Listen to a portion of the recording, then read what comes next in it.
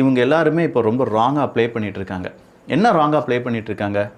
அயத்தல்லா Khamenei அவர்களை கொன்னுட்டாங்களா ஐயா, ஐயோ அப்படின்னு சொல்லி ஒருத்தன் அழுகிறான். யாருன்னு சொல்லி பார்த்தா நம்ம ஊர் பெண்களை கேவலமாக பேசினவன் திமுகவினுடைய பேச்சாளர் ஒருத்தன் தான். அவன் பாட்டுக்கு அழுகிறான், அப்படி அழுகிறான். அதை நியூஸ் மீடியா சன் நியூஸ்லாம் அப்படி டெலிகாஸ்ட் பண்ணுறாங்க. எனக்கு பார்க்கும்போது சிரிப்பாக வருது. சித்தப்பு நீ அழுகலாம். எதுக்கு அழுகலான்னா, இங்கே 2 வயசு குழந்தைய உன் கட்சிக்காரனே ஒருத்தன் விரலை விட்டு அந்த பிள்ளைய வன்கொடுமை செஞ்சு கொன்று போட்டான் பார்த்தியா, அந்த நேரம் நீ அழுதுருக்கணும். ஒன்றுமே இல்லை, அண்ணா யூனிவர்சிட்டியில் ஒரு பெண்ணுக்கு எதிராக ஒரு பெரிய பிரச்சனை நடந்துச்சுல, அந்த நேரம் நீ அழுதுருக்கணும். மதம் சாதிலாம் நீ பார்க்க மாட்டேன்னு நினச்சினா சித்தப்பு நீ எப்போ அழுதுருக்கணும்னா, அஜித்குமார் அப்படிங்கிற ஒருத்தனை போட்டு லாக்அப் இடத்துலேயே வச்சு அடித்து கொன்னீங்கல்ல, அந்த இடத்துல அழுதுருக்கணும்.